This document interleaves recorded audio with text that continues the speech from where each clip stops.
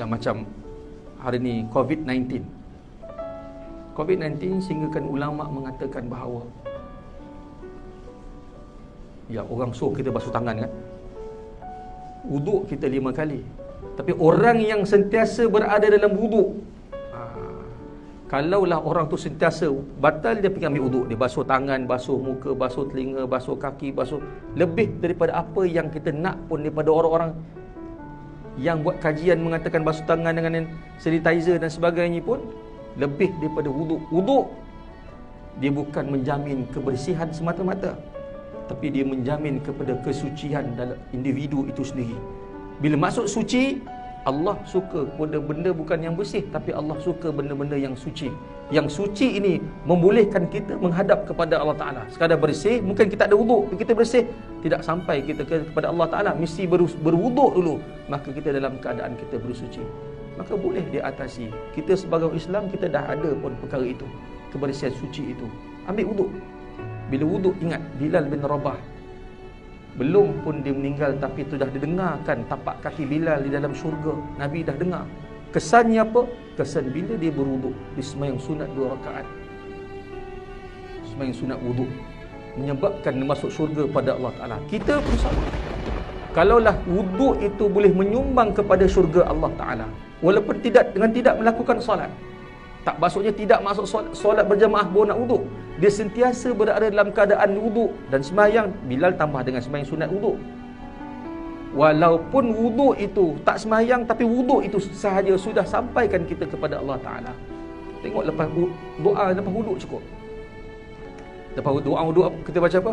Asyhadu an la ilaha illallah wa asyhadu anna Muhammadan abduhu wa rasuluh. Allahumma ja'alni minat tawabi waj'alni minal mutatahhirin waj'alni min ibadikas salihin. Dan dia yang tambah-tambah dan sebagainya. Doa wuduk sudah mendoakan, ya Allah, jadikan aku ini min ibadikas salihin, hamba-hamba Allah yang salih, mutatahhirin, jadikan kami ini hamba-hamba yang sentiasa keadaan suci. Wuduk menyebabkan kita suci luaran dan dalaman.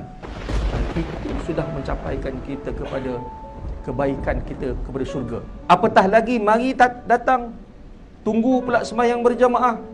Lepas sembahyang tunggu lagi, sudah tentulah kelebihan-kelebihan sembahyang berjamaah itu dapat dirasai pada orang-orang yang beriman. Hatta dalam sembahyang saja pun. Itu saya pernah kuliah di sini. Kalau kita faham sembahyang mula dengan Allah, akhir juga dengan Allah, la ilaha illallah, mai qamat pun Allah, habis qamat pun dengan perkataan Allah, semua kepada Allah.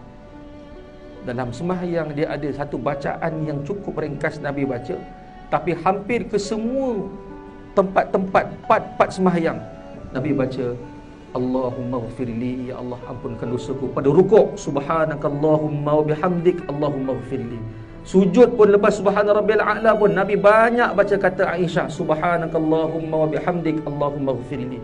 Mai duduk di antara dua sujud pun paling ringkas Nabi baca rabbighfirli. Doa sebelum salam pun Nabi baca Allahumma inni zalamtu nafsi zulman katsira wa la yaghfiru dzunuba illa anta faghfirli Allahumma ghfirli. Semuanya menuju kepada keampunan Allah dalam solat. Jadi kalau kita faham solat tu hanya bacaan yang asas, bolehlah, tak ada masalah.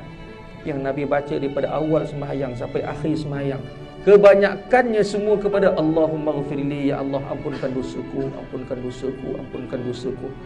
Sujud Nabi baca subhanakallahumma wa bihamdika Allahumma ghfirli. Rukuk pun Nabi baca yang sama, sebelum salam pun Nabi baca benda yang sama. Allah, poinnya apa? Memohon keampunan. Tapi dalam duduk di antara dua sujud ada bacaan yang cukup ringkas. Rukun pun namanya rukun pendek dalam duduk di antara dua sujud. Nabi baca rabbighfirli warhamni wajburni wa'afini wa'fu anni. Kita baca panjang sampai 8. Kesemuanya menuju keampunan Allah. Lepas salam pun assalamualaikum warahmatullah. Lepas salam pun kita akan wirid dengan astaghfirullahalazim wa atubu ilaih, atau astaghfirullahalazim alladzi la ilaha illa huwal hayyul qayyum wa atubu ilaih. 3 kali Nabi baca. Doa pun kita masukkan, ya Allah ampunkan dosaku, dosaku ibu bapaku. So kalau dalam sehari kita buat yang sebegitu,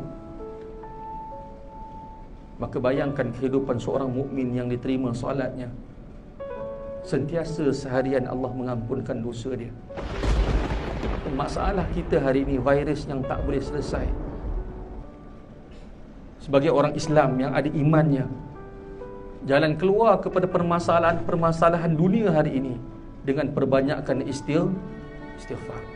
So, tak salahlah kita kalau kita buat sembahyang hajat, kita doakan dalam sembahyang, kerana sentiasa doa mengampuni. Mohon Allah ampunkan dosa kita disebabkan kesalahan-kesalahan kita, ditambah pula dengan doa-doa berada yang dalam solat berjamaah.